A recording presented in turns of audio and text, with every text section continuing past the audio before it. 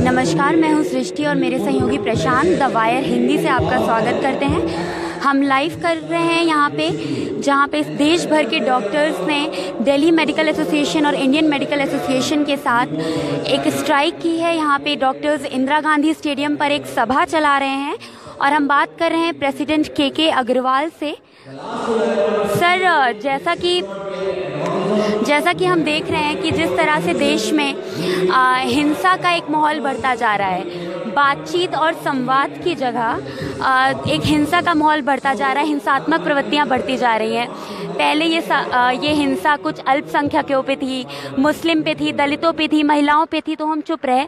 आज ये जो हिंसा है वो more privilege sections, students, doctors, media पे आ रही है। तो इसके बारे में अगर आप कुछ कहना चाहें, ये जो आपकी पहली डिमांड है कि डॉक्टर्स पे हिंसा जिस तरह की होती है पेशेंट्स या उनके रिश्तेदारों से, उसके बारे में आप क्या कहना चाहेंगे? देखिए, सरकार की ड्यूटी है इमरजेंसी को देखे, सरकार की ड्यूटी है मोर्टेलिटी कम करे, मॉर्बिडिटी कम करे। अगर सरकार नहीं कर रही, अगर सरकार सिर्फ 20% लोगों का इलाज कर रही है, 80% अगर प्राइवेट सेक्टर पे आ रहे हैं, तो प्राइवेट सेक्टर के ऊपर में हिंसा होना गलत है, क्योंकि हम पहले से ही ओवरलोडेड हैं। आज के दिन में मेडिकल कम्युनिटी खुश नहीं है। आप देखें कि 1 लाख डॉक्टर साहब इसमें जुड़े, 10,000 यहाँ फिजिकली आए, तो इसका मतलब है कि मेडिकल प्रोफेशन आज की डेट में नाराज है, नाखुश है, या फिर चिंतित है, या फिर वो खुश नहीं है। ये सिचुएशन देश के लिए अच्छी नहीं है, क्योंकि एजुकेशन अगर देश में टीचर्स और डॉक्टर्स अगर खुश नहीं होंगे तो देश प्रोग्रेस नहीं करेगा। Health and education are very important, और किसी न किसी कारण हमें चाहिए कि मोदी जी को चाहिए कि उनकी मन के बात के अंदर हमारे दिल की बातें पहुंचे। सर, जिस तरह से आपने ये बजट को लेके कहा कि जीडीपी का 5% बजट का जो हिस्सा है वो मेडिकल पे होना चाहिए, और जिस तरह से आपकी एक डिमांड है कि प्राइवेटाइजेशन के खिलाफ ये बातें होनी चाहिए, तो इसके बारे में अगर आप कुछ कहना चाहें बजट के बारे में। बेसिकली आज सरकार 1% बजट 20% लोगों के लिए कर रही है। अगर सरकार को 100% लोगों को इमरजेंसी केयर फ्री देनी है तो 5% से कम हो ही नहीं सकता। आज सरकार सारी चीज़ें प्राइवेट पे डाल रही है और फिर प्राइवेट को बोल रही है कि आप फ्री करो। आज सरकार अगर कोई भी नेशनल हेल्थ स्कीम चलाती है तो सरकार उसका पैसा नौकरी वालों को देती है कि नहीं देती? तो प्राइवेट सेक्टर को अगर आप वही काम करवा रहे हो तो उनको आप कंपनसेट क्यों नहीं कर रहे हो? क्यों नहीं अपना बजट बढ़ाते हो? तो आज की डेट में प्राइवेट को सरकार को मिलकर काम करना पड़ेगा, तभी उचित बनेगी। संजय नागराल ने आईएमए को लेकर, आपको लेकर, आपके नाम से एक खुला पत्र लिखा है, जिसके अंदर उन्होंने कहा है कि इंडियन मेडिकल एसोसिएशन जब बहुत सारे मुद्दों पर खड़ा नहीं होता, आज ये सब मुद्दों पे तो वो खड़ा हुआ है, पर इंडियन मेडिकल एसोसिएशन ने जेएनयू के प्रकरण के बाद एक पत्र लिखकर होम मिनिस्ट्री को शाबाशी दी थी और अन्य मेडिकल स्टूडेंटों से भी अपील की थी कि उसमें पार्टिसिपेट ना करें। जबकि दुनिया जिस तरीके से खबर आ रही है, अभी कथित तौर पर कोई भी आरोप किसी पे साबित नहीं हो पाया, तो इंडियन मेडिकल एसोसिएशन का ये स्टेप क्या था? इंडियन मेडिकल एसोसिएशन ने कोई ऐसा पत्र जेएनयू को या कहीं पर भी नहीं लिखा। हमारे रिकॉर्ड में ऐसा कोई पत्र नहीं है। सर, ये एक और सवाल कि नागराल ने अपने लेटर में ये भी लिखा है कि ये जो आपकी डिमांड्स हैं ये सिर्फ आपके लाभ के लिए हैं, आपके इंटरेस्ट के लिए हैं। ज़्यादातर जनता और पेशेंट्स की डिमांड, जो लार्जर डिमांड है लोगों की, वो डिमांड्स इसमें नहीं है। उन्होंने 1986 और 84 के जो प्रदर्शन हुए थे उनको संबोधित करते हुए कहा है कि वो डिमांड जो आईएमए लेता था वो उस समय की डिमांड जनता की डिमांड थी, लेकिन आज की जो डिमांड्स हैं वो आईएमए की स्पेसिफिक डिमांड्स हैं। ये गलत नहीं है। हमारी एक मेजर डिमांड है 1 ड्रग 1 प्राइस 1 कंपनी। आज 80% लोगों का जो इलाज है वो उसका जो खर्चा होता है वो दवाइयों पे होता है, और हम चाहते हैं कि आज के दिन में मोदी सरकार इस चीज़ को ध्यान से सोचे कि एक ही दवाई 3 रेट्स पे क्यों मिल रही है। चाहे जेनरिक हो, चाहे ब्रांडेड हो, चाहे ट्रेड जेनरिक हो, सबका प्राइस सेम होना चाहिए। अगर ऐसा करोगे तो 80% लोगों का जो खर्चा है वो कम हो जाएगा। और हम ये भी कह रहे हैं कि फैमिली डॉक्टर्स को प्रमोट करें ताकि लोगों का इलाज सस्ता हो सके। अगर हमें सस्ता इलाज करना है तो एमबीबीएस डॉक्टर को प्रमोट करना होगा। हमें कॉर्पोरेटाइजेशन से हटके हमें मेंबर्स को प्रमोट करना होगा ताकि वे सस्ता इलाज कर सके। अगर आप एमबीबीएस डॉक्टरों को हटा दोगे, सबको स्पेशलिस्ट बना दोगे, तो ट्रीटमेंट पब्लिक अफोर्ड नहीं कर पाएगी। हमारा जो क्लिनिकल एस्टेब्लिशमेंट एक्ट है वो भी पब्लिक के लिए है। जिस तरीके के प्रावधान क्लिनिकल एस्टेब्लिशमेंट एक्ट में हैं, अगर वो लागू हो गए तो सबको मेडिकल ट्रीटमेंट के अंदर में कंसल्टेशन ज़्यादा करनी पड़ेगी। आज भी डॉक्टर्स कंसल्टेशन 200, 300, 400 रुपये में इलाज कर रहे हैं, लेकिन जिस तरीके की सरकार की पॉलिसीज आ रही हैं उसमें लोगों की जो फीस है वो 1000 रुपये क्रॉस कर जाएगी, जो पेशेंट के हित में नहीं है। हमारी सारी पॉलिसीज पेशेंट के रिलेटेड है, ना कि हमारी पर्सनल है। अगर हम ये कहते हैं कि हमें इलाज करने, तो इसका मतलब ये नहीं हमारे लिए कोई पर्सनल है। अगर हमें आप कहोगे कि आपके ऊपर में फीस तो आप 200 रुपये चार्ज करो, लेकिन फाइन 1 करोड़ का होगा, तो हम क्या कह रहे हैं कि अगर हमारी फीस कम है तो फाइन भी कम हो, कंपनसेशन भी कम हो। अगर कंपनसेशन ज़्यादा होगा तो फीस बढ़ेगी। हम फीस नहीं बढ़ाना चाहते। क्रॉस पैथी का भी एक मुद्दा आज का जो आंदोलन प्रदर्शन है उसमें भी शामिल है, इसके बारे में जरा विस्तार से बता सकते हैं? हम लोग चाहते हैं कि आयुष प्रोग्रेस करे होम्योपैथी में, लेकिन मैसेज ये जा रहा है कि आयुर्वेद और होम्योपैथ को खांसी जुकाम का इलाज करना नहीं आता, डायरिया का इलाज करना नहीं आता। अगर आप ये कह रहे हो कि उनको खांसी जुकाम की दवाई लिखने दो, इसका मतलब है आयुष को कुछ भी नहीं आता, तो आयुष को आप एमबीबीएस में कन्वर्ट कर दो, नहीं तो आयुष को प्रोग्रेस करो, उनको हर चीज़ का इलाज करने दो। हमने तो नहीं रोका इस चीज़ के लिए, लेकिन अगर आप उसको आप आयुष करा के एमबीबीएस की प्रैक्टिस कराओगे, वो गलत है। उससे मरीज के साथ में चीटिंग हो रही है। प्री नेटल डिटर्मिनेशन एक्ट को लेकर भी आप कह रहे हैं कि उसमें भी संशोधन होना चाहिए। किस प्रकार का संशोधन आप डिमांड कर रहे हैं? अगर कोई डॉक्टर एंटीनेटल सेक्स डिटरमिन करता है या सेक्स फीमेल फीटिसाइड करता है, उसका लाइसेंस परमानेंटली कैंसिल कर देना चाहिए, उसको जेल में 14 साल की जेल होनी चाहिए। हम उसके सपोर्ट में नहीं हैं। लेकिन अगर कोई आदमी अल्ट्रासाउंड कर रहा है और वो एंटीनेटल अल्ट्रासाउंड नहीं कर रहा, जैसे हार्ट के स्पेशलिस्ट हैं, ब्रेन के स्पेशलिस्ट हैं, वो पीसीपीएनडीटी एक्ट में क्यों आ रहे हैं? हर डॉक्टर को एग्जाम देने की क्या ज़रूरत है? और क्लैरिकल एरर्स के अंदर में आपको पीनल प्रोविजंस क्यों हैं? आज क्या एक जर्नलिस्ट एक लैंग्वेज हेडलाइन गलत लिख दे तो क्या आप उसको जेल भेजोगे? आप उसको डांट सकते हो, आप उसको फाइन कर सकते हो। So administrative errors and clerical errors के ऊपर में आप पीसीपीएनडीटी एक्ट के अंदर में आप पीनल प्रोविजंस नहीं ला सकते। संजय नागराल जी ने एक पत्र लिखा है जो ओपन लेटर, उसके अंदर कहा है कि इंडियन मेडिकल एसोसिएशन उन चीज़ों पे बात नहीं करता जो पॉलिटिशियनों और बिजनेसमैनों का प्राइवेट हॉस्पिटल्स को लेकर, प्राइवेट मेडिकल एजुकेशन को लेकर जो नेक्सस है, उसके खिलाफ कब वो प्रदर्शन करेगा? नहीं, हमारा वो प्रदर्शन अब आज भी है। आज ये जो सरकार नीट लेकर आई वो मेडिकल एसोसिएशन के कारण से आया। आज नीट के कारण से ये जो अस्पतालों के अंदर में जो लोग कैश में फीस लिया करते थे, ये बंद हुई। ये इंडियन मेडिकल एसोसिएशन की पहल है। आज इंडियन मेडिकल एसोसिएशन चाहता है कि पीजी सीट्स बढ़े। आज आता है कि जितने भी पैरामेडिक्स के अंदर में जो डॉक्टर्स हैं उनको इंश्योर हो कि उनको जो है पीजी सीट्स मिले। आज हम चाहते हैं कि सारे डॉक्टरों को, अगर कोई आदमी गांव में जाना चाहता है, उसके अंदर में उसको वही तनख्वाह दें जो आप शहर में दे रहे हैं। आज कोई भी आदमी को आप एडहॉक के अंदर में रख के गाँव में नहीं भेज सकते। तो हमें नहीं लगता कि हमारा कोई भी ऐसा मुद्दा है जो हम नहीं जो उठा रहे हैं जो पब्लिक फ्रेंडली नहीं है। और जो कॉरपोरेट हॉस्पिटल है, हम तो पहले कह रहे हैं कि IMA doctors old smaller hospitals को अगर आप बंद कर दोगे और सबको कॉरपोरेटाइजेशन कर दोगे तो मेडिकल जो ट्रीटमेंट है बहुत महंगा हो जाएगा और जो पब्लिक के हित में नहीं है। बहुत बहुत धन्यवाद सर आप हमसे बात करने के लिए। हम और भी यहाँ मौजूद डॉक्टरों से बात करने का प्रयास करते हैं। हमारे साथ मौजूद हैं डॉक्टर विनय अग्रवाल जी। विनय अग्रवाल जी से बात करेंगे हमारे सहयोगी। सर, आपको जैसा कि पता होगा कि नागराल जी ने एक लेटर लिखा है अग्रवाल सर को, ओपन लेटर लिखा है। उस लेटर में एक बात लिखी है कि ये जो मुद्दे आज उठाए गए हैं इस सभा में, वो सारे मुद्दे तो जेन्युइन हैं, इस स्ट्राइक के सारे मुद्दे जेन्युइन हैं, लेकिन जो इनका सल्यूशन है वो सिर्फ एक सिंबॉलिक है। ये सल्यूशन नहीं हो सकता और ये जो मुद्दे हैं ये बहुत ही नैरो स्पेसिफिक डॉक्टर्स के मुद्दे हैं, ये जनता के फायदे के लिए मुद्दे नहीं है। इस पर आप क्या कहना चाहेंगे? मेरा बड़ा सिंपल सवाल है, नड्डा जी कुछ भी कहें, आप ये बताएं ना कि अगर डॉक्टर्स से संबंधित भी मुद्दे हैं, आफ्टर ऑल डॉक्टर्स पब्लिक की सेवा करते हैं, तो अगर डॉक्टर्स की प्रॉब्लम्स ही नहीं सॉल्व होंगी तो पब्लिक की सेवा कैसे करेंगे? ये जरूरी नहीं है कि हर मुद्दा डायरेक्टली पब्लिक से संबंधित हो। नड्डा साहब ने जिन इशूज़ के बारे में कहा, हम दो साल से उनसे डिस्कस कर रहे हैं। मैं भी उस इंटर मिनिस्ट्रियल कमेटी का मेंबर हूँ, के अग्रवाल में और डॉक्टर टंडन, एंड 6-7 मीटिंग्स हो चुकी हैं। आप सोचिए 4 मिनिस्ट्रीज़ के ज्वाइंट सेक्रेटरी लेवल पे मीटिंग हो रही है।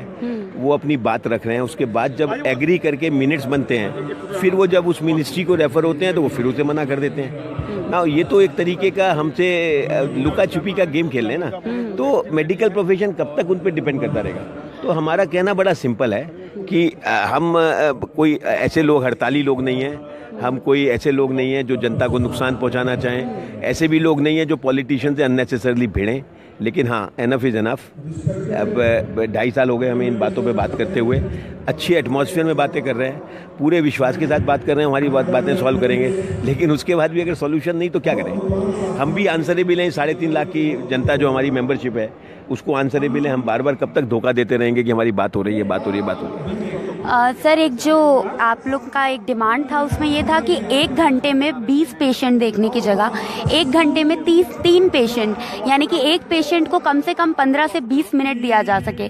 तो ओपीडी में ये किस तरह की समस्याएं आती हैं? ऐसा नहीं, ये ना सिंबॉलिक बात की हमने। हमारी बात, हमारा कहने का क्या मतलब है कि गवर्नमेंट हॉस्पिटल्स में बुरी तरह भीड़ है, पोस्टें खाली पड़ी हैं एंड उनको भर नहीं रहे हैं। तो जो जूनियर डॉक्टर्स या डॉक्टर जो वहाँ पे ओपीडी देख रहे हैं वो इन अथाह नंबर्स देख रहे हैं। अब एक डॉक्टर को अगर 200 पेशेंट देखने हैं एक दिन में तो वो जस्टिफिकेशन कर ही नहीं सकता, क्योंकि ये जनरल पेशेंट नहीं है, स्पेशलिस्ट के पेशेंट है। तो हमारा कहना था ये था कि अगर आप तरीके से एक मरीज को देखें तो कम से कम 10 मिनट लगते हैं। तो अगर 10 मिनट लगते हैं तो 1 घंटे में ज़्यादा से ज़्यादा 6 मरीज देख सकते हैं, हम 200 देख रहे हैं ना। इस सारी चीज़ों को अगर देखें तो जस्टिफिकेशन नहीं हो रहा है and they also understand it. वो भी समझते हैं क्या है कि एक तरीके से छोटी छोटी सॉल्यूशंस निकालने की कोशिश करते हैं। प्रॉब्लम पता है, सॉल्यूशन भी उनके पास है, अब सॉल्यूशन क्यों ना करें? पोस्टें खाली है, भरनी चाहिए। हमारे एक दर्शक हैं अशोक गोयल जी, वो सवाल पूछ रहे हैं कि डॉक्टरों का और पैथोलॉजी लैब का जो नेक्सस है, क्योंकि उसमें बहुत भारी लूट मची हुई है, कमीशन बेस्ड चलता है, उस पर आईएमए का क्या भूमिका होनी चाहिए? देखिए, कोई भी गलत काम है आईएमए उसके खिलाफ है, नंबर 1।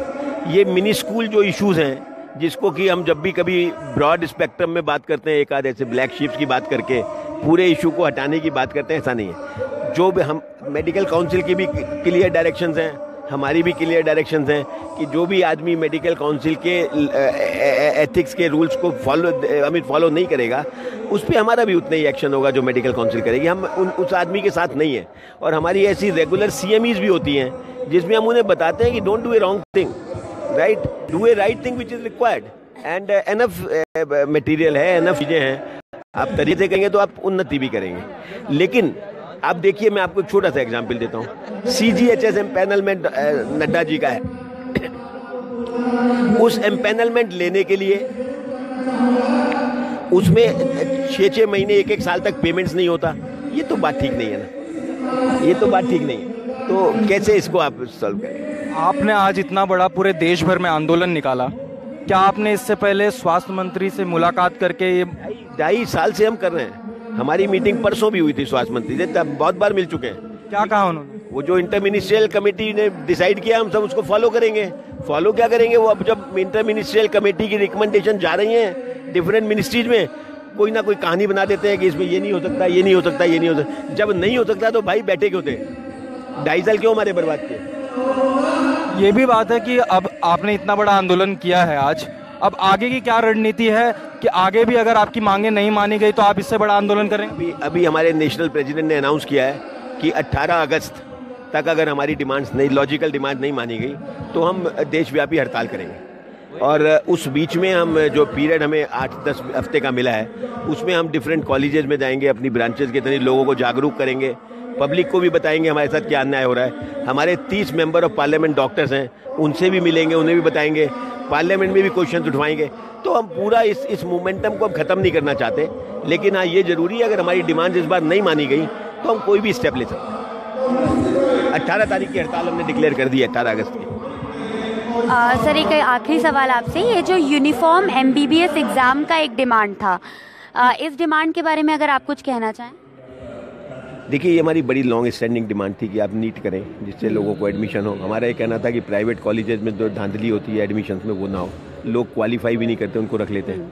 तो इस पे गवर्नमेंट ने माना, मेडिकल काउंसिल की रिकमेंडेशन को गवर्नमेंट को मानने में 3-4 साल लग गए। अब सुप्रीम कोर्ट ने जब फाइनल वर्डिक्ट दिया तो ये पहला साल है, बल्कि दूसरा कहिए, जिसमें कि नीट के हिसाब से एडमिशन हो रहे हैं। अभी भी इस सिस्टम में कुछ कमियां हैं जब ये कमियां पूरी होंगी तो I am sure regular system बनेगा। ठीक है, बहुत बहुत धन्यवाद सर आपका। तो ये थी बातचीत डॉक्टर विनय अग्रवाल के साथ और अब हमारे सहयोगी प्रशांत से बातचीत करेंगे हम। देख सकते हैं यहाँ किस प्रकार यहाँ डॉक्टरों ने आंदोलन शुरू किया और भारी भीड़ आई थी। अब तो यहाँ लगभग ये आंदोलन खत्म हो चुका है। हम और भी डॉक्टरों से बात करना चाहेंगे कि देखना चाहेंगे कि ये आंदोलन क्या IMA पूरे सभी डॉक्टरों को इसमें शामिल कर पा रहा है या इसमें चंद डॉक्टर ही शामिल हैं। बात करेंगे सर। हमारे साथ डॉक्टर दिनेश शाही मौजूद हैं, हम उनसे बात करना चाहेंगे, वो भी इस आज के आंदोलन प्रदर्शन में शामिल हैं। दिनेश जी, क्या मांगे लेकर IMA आ रहा है, क्योंकि ऐसा मालूम पड़ रहा है, सोशल मीडिया के माध्यम से ही मालूम पड़ रहा है और अन्य माध्यम से ही मालूम पड़ रहा है कि इसमें सभी डॉक्टर नहीं शामिल हुए हैं और कुछ लोगों ने इसका विरोध भी जताया है ओपन लेटर लिखकर, तो इस पर आप क्या कहना चाहेंगे?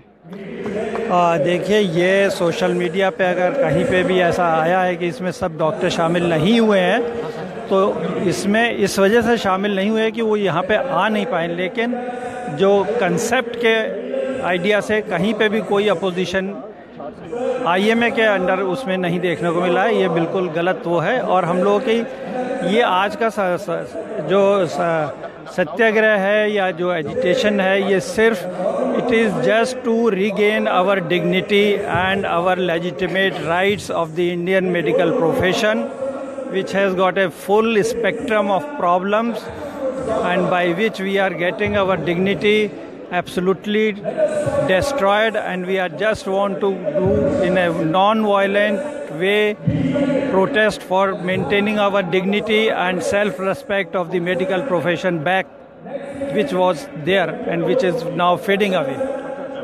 As of now, doctor Sanjay Nagral ने एक पत्र लिखा है जिसमें कहा है कि IMA ऐसे सभी मुद्दों पर जो उनके लिए फ़ायदेमंद हैं उस पर तो वो आंदोलन करता है, लेकिन जो जन की बात है, लोगों की बात है, पब्लिक की बात है, रैशनलाइज फीस की बात करें या फिर जो नेक्सस है पॉलिटिशियंस और बिजनेसमैन का जो प्राइवेट मेडिकल एजुकेशन को लेकर, उस पर आप क्या कहना चाहेंगे? देखिए, सभी मुद्दे जो हैं वो पब्लिक के लिए हैं। डॉक्टर परेशान तो समाज परेशान। आप डॉक्टर को मारते हैं, वो ICU छोड़ के चला जाता है, इमरजेंसी छोड़ के चला जाता है, भाग जाता है, सफ़र कौन करेगा? पब्लिक करेगी, डॉक्टर नहीं करेगा। आपने डॉक्टर को कंज्यूमर प्रोटेक्शन एक्ट के अंदर दायरे में रखा गया है, जिसकी वजह से आज के तारीख में कोई भी doctor nursing home hospital risk नहीं लेता है, सेफ प्रैक्टिस करता है। सफ़र कौन करता है? पब्लिक करती है। कोई भी सीरियस पेशेंट आता है। मैं एक और सवाल पूछना चाहूँगा, फीस को लेकर हमेशा से चलता रहा है एक मुद्दा कि कहीं कोई डॉक्टर 200 रुपये ले रहा है, कोई 1200 रुपये ले रहा है, कोई 1500 रुपये ले रहा है, तो रैशनलाइज फीस के बारे में? जी हाँ, ऐसा ही होता है कि आप किसी भी प्रोफेशन में देखें, सब अपनी अपनी काबिलियत से लेते हैं। जैसे लीगल प्रोफेशन का एग्जाम्पल लीजिए, कहीं 5000 रुपये कोई वकील लेता है, कोई 5 लाख रुपए लेता है, कोई 50,000 लेता है, कोई 5 करोड़ भी लेता है। तो वहाँ पे ये सवाल कभी नहीं उठाया जाता है कि वही एक ही चीज़ के लिए सिर्फ तारीख डलवाने के लिए 5000 भी लेता है, 50 लाख भी लेता है, 5 करोड़ भी लेता है। तो ये जब कोई प्रोफेशन काम करता है तो सब अपनी काबिलियत के हिसाब से अपने चार्जेस लेते हैं। जो आदमी सोचता है, जो डॉक्टर सोचता है कि मैं जिस काबिल हूँ, मुझे जितना वक्त और एक्सपीरियंस मैंने लगाया है उस हिसाब से मेरे को इतना मेरे फीस मिलनी चाहिए, तो अपने हिसाब से रखता है। बहुत बहुत धन्यवाद हमसे बात करने का। हमारे साथ यहाँ महिला डॉक्टर भी मौजूद हैं। मैं आपसे दरख्वास्त करूँगा, मैडम आप दोनों आ जाइए यहाँ। मेरे सहयोगी से मैं कहना चाहूँगा वो इनसे बात करें। हमारे साथ डॉक्टर आरती यहाँ पे मौजूद हैं। डॉक्टर आरती, अगर आप एक सवाल, जो एक डिमांड था आपका प्रोफेशनल ऑटोनॉमी का डिमांड, उस पर अगर कुछ बात रखना चाहें कि क्या ये डिमांड है और किस तरह से मिनिस्ट्रियल कमेटी रिपोर्ट में इसको लागू किया गया है? प्रोफेशनल ऑटोनॉमी का मतलब होता है कि हमें हर तरह से हमारे प्रैक्टिस में कोई इंटरफेरेंस न हो। मेडिसिन, डॉक्टरी ऐसी चीज़ है जहाँ पर कोई भी लेमैन या कोई आधा पढ़ा हुआ भी इसमें कोई कमेंट नहीं कर सकता, बिकॉज ये बहुत हाईली स्पेशलाइज्ड ब्रांच होती है और ये ऐसा प्रोफेशन है, बड़ा यूनिक प्रोफेशन है। ये प्रोफेशन के से किसी प्रोफेशन से कंपेयर नहीं कर सकते। इतना हार्ड वर्क, ये वर्ल्ड का रिकॉर्ड है। इतना हार्ड वर्क, इतने टफ टेस्ट और इतना टफ चैलेंजेस कि फैशन में नहीं होते। ये जब तक प्रोफेशनल ऑटोनॉमी हर चीज में हमें डिसीजन लेने का इंडिपेंडेंस नहीं होगा, तब तक ये हम अच्छी प्रैक्टिस नहीं कर सकते, अच्छा डिलीवर नहीं कर सकते। और हमारा जो प्रैक्टिस है डिलीवर, इट्स अबाउट लाइफ, और लाइफ है तो सब कुछ है। सर्वाइवल इज एवरीथिंग, और हमारा profession directly relates to survival. No other profession relates to survival, and survival नहीं है तो बाकी profession are secondary. This is number one prime profession in every way. तो नंबर वन प्राइम प्रोफेशन में expected ही नहीं है कि कोई भी किसी तरह का इंटरफियरेंस हो, कोई लॉ हो, कोई भी गाइडलाइन हो बाय एनी आउटसाइड अथॉरिटीज।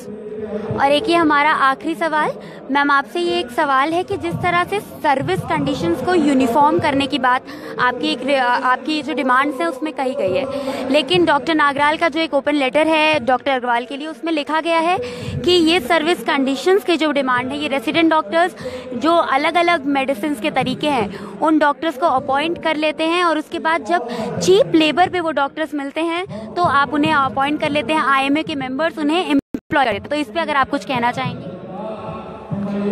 देखिए, सभी पैथीज बहुत फर्क आधार पे, फर्क सिद्धांतों पे चलती हैं, और जैसे अंग्रेजी में और शब्द का अर्थ है अलग और हिंदी के और शब्द का अर्थ है अलग, तो इसी तरह से आयुर्वेद, यूनानी और एलोपैथी के जो सिद्धांत हैं वो बिल्कुल पूरी तरह अलग हैं। और यदि हम गंभीर स्थिति में रोगियों को यदि हम उन पैथीज के हाथ में दे दें जिनके की scientific confirmation, serious trials and investigations के बाद प्रूवन नहीं है, तो मैं नहीं समझती कि वो ठीक होगा, क्योंकि जहाँ कोई आदमी जिंदगी मौत के बीच में जूझ रहा हो, हम उसे यूनानी और आयुर्वेदिक के पास छोड़ देंगे तो ये बिल्कुल स्पष्ट ऐसे ही होगा जैसे कि हम उसको मरने के लिए छोड़ दें।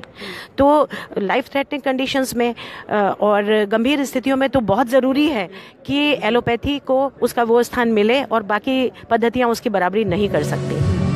Thank you.